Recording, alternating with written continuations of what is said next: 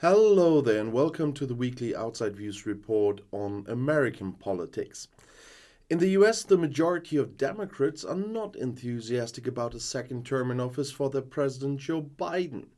In a poll of party members released on Tuesday, 52% of respondents opposed Biden running for the presidency a second time.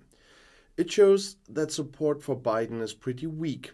Carl Kondik, an election researcher at the University of Virginia and the Center for Politics there, told Reuters, "You need a real opponent to turn this general uneasiness into a real problem for Biden," he said. At the moment, however, there is no sign of a Democratic challenger to the incumbent. Biden has not yet said he intends to run again. However, it's expected that he will run in the Democratic primary for the presidential candidacy. An opponent is not expected there. Biden's position improved after Democrats performed better than expected in November in the midterm elections. Brazil is sticking to its strict no to the supply of tank ammunition to Ukraine. "We will not do that," said Brazilian Foreign Minister Mauro Vieira on Friday at the security conference in Munich in response to a question. "Instead of taking part in the war, we prefer to talk about peace," he said. At the same time, Vieira emphasized his country's willingness to mediate in negotiations for a ceasefire and later for peace. Brazil is ready to help whenever possible. During a visit by German Chancellor Olaf Scholz to Brazil at the end of January, President Luiz Inácio Lula da Silva brought his country into play as a mediator between Russia and Ukraine, together with China, and proposed the formation of a kind of a peace club.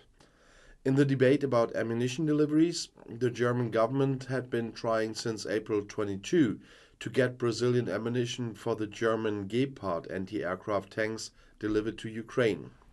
Scholz had received a rejection from Lula during his visit, and ammo for the Gepard tank is low. US President Joe Biden has appointed former Federal Reserve Vice Chair Lael Brainard as the new Chief Economy Policy Advisor. She is the second woman to hold the top post after Laura Tyson, who led the NEC under US President Bill Clinton. Brainard was born the daughter of a US diplomat in Hamburg. She holds a doctorate in economics from Harvard and taught at the Massachusetts Institute of Technology before taking on various public roles. Among other things, she was Secretary of Treasury under US President Barack Obama from 2009 to 2013.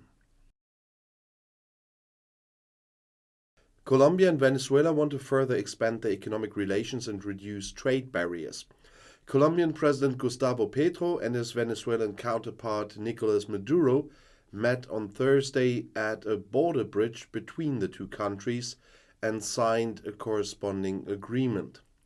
They shared this on Twitter. "It's not just about these bridges filling up with trade, it's also about filling them up with people who can come and go." That's what the Venezuelan newspaper El Universal quoted Colombian President Petro as saying. For years there had been radio silence between Colombia and Venezuela. Driven by ex-guerrilla Petro as Colombia's first left-wing president, the two neighboring South American countries, which have close historical and cultural ties, resumed diplomatic relations and their land borders were reopened in September. Former US Ambassador to the UN, Nikki Haley, has announced her candidacy for the 2024 presidential election. "It's time for a new generation of leaders," as she said in a video. Haley is the first candidate to run against former US President Donald Trump. Her announcement was actually expected in a speech on Wednesday. She has to prevail against Trump, who has already announced his candidacy in the party primaries.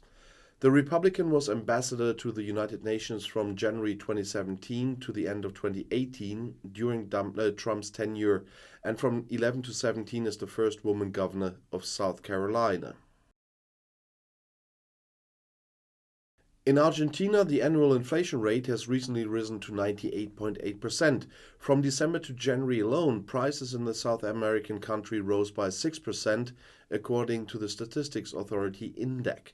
Above all, the rents, tariff for electricity, water and gas, as well as the fees for internet and telephone, have increased significantly. The inflation rate in Argentina is one of the highest in the world. To fund the budget deficit, the central bank is constantly printing fresh money. The second largest economy in South America suffers from a bloated state apparatus, low industrial productivity, and a large shadow economy that deprives the state of a lot of tax revenue. 4 more people have been arrested in the United States more than a year and a half after the assassination of Haiti's President Moïse. According to the prosecutor in Miami, among those arrested is the owner of a security company who is said to have hired Colombian ex-soldiers for the assassination. A man from Florida who is suspected of having raised money for the murder, and 2 other employees of the security company are also in custody.